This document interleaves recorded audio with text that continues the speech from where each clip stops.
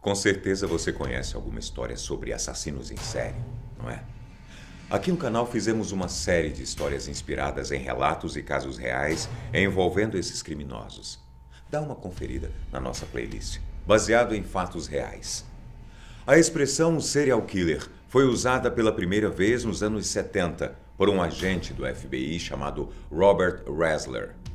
De acordo com o Manual de Classificação de Crimes dessa agência investigativa, para um assassino ser considerado um serial killer, ele precisa ter cometido 3 ou mais crimes em locais e situações diferentes. Aqui no Brasil, temos um histórico bastante conturbado de assassinos considerados serial killers. Existem pelo menos 73 pessoas condenadas nessa categoria. Alguns ainda estão em processo de investigação, outros já estão presos. O fator mais importante para definir se um crime foi praticado por um serial killer, de acordo com o FBI, é a causa da morte das vítimas, e não a quantidade de pessoas que morreram.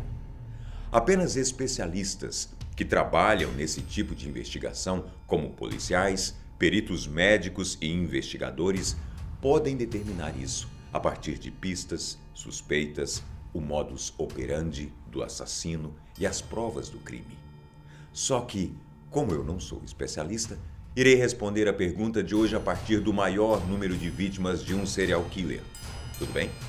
Então, vamos ver se você vai saber responder.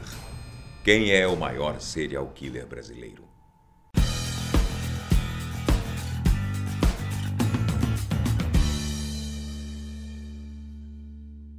De acordo com Lana Casoy, uma grande especialista em criminologia, os assassinos em série desejam, acima de tudo, que seus crimes sejam relacionados de alguma forma.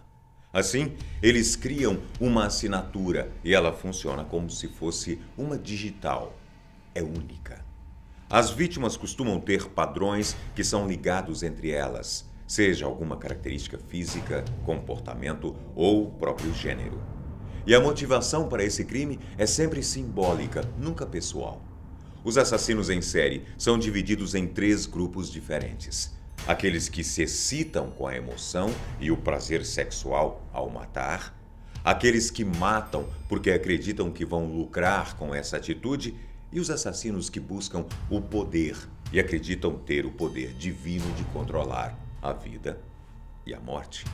Aqui no Brasil, vários assassinos em série se tornaram extremamente conhecidos pelo número de pessoas que foram mortas, a forma como realizavam os crimes e a assinatura de cada um no corpo das vítimas. De todos, 3 desses assassinos se tornaram conhecidos pelo país inteiro, alguns até mesmo pelo mundo. E um deles é o maior serial killer brasileiro. Francisco das Chagas é um desses assassinos. Ele confessou ter matado e mutilado 42 garotos entre os anos de 1989 e 2003. O modus operandi dele era o mesmo em todos os crimes. Ele atraía os meninos entre 5 e 15 anos de idade para o mato, violentava e matava esses meninos, e no final, a sua assinatura.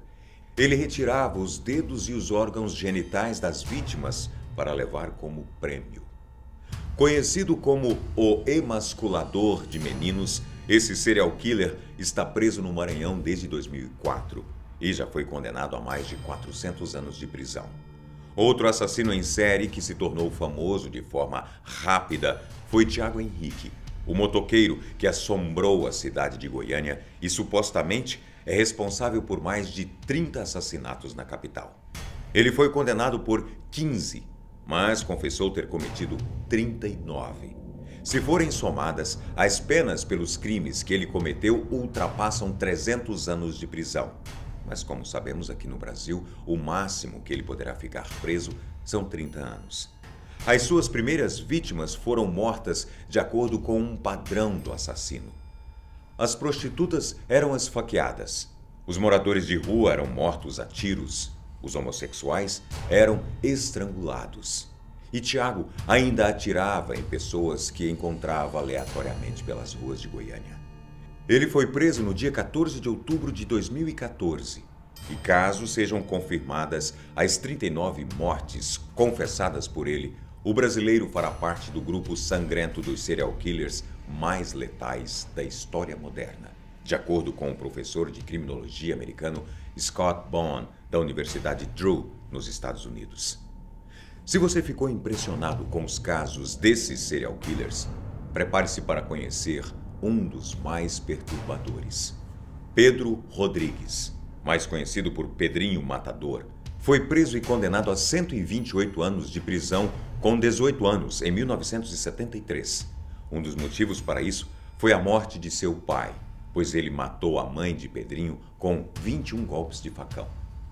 Com fúria e sede de vingança, o rapaz esfaqueou e arrancou um pedaço do coração do pai, mastigou e depois cuspiu. Todas as suas vítimas foram homens. Para ele, crianças e mulheres eram coisas sagradas.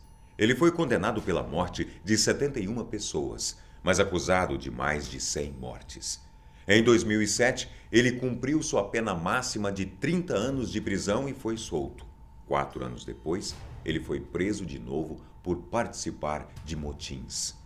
Sua pena acabará em 2019 e ele poderá sair novamente.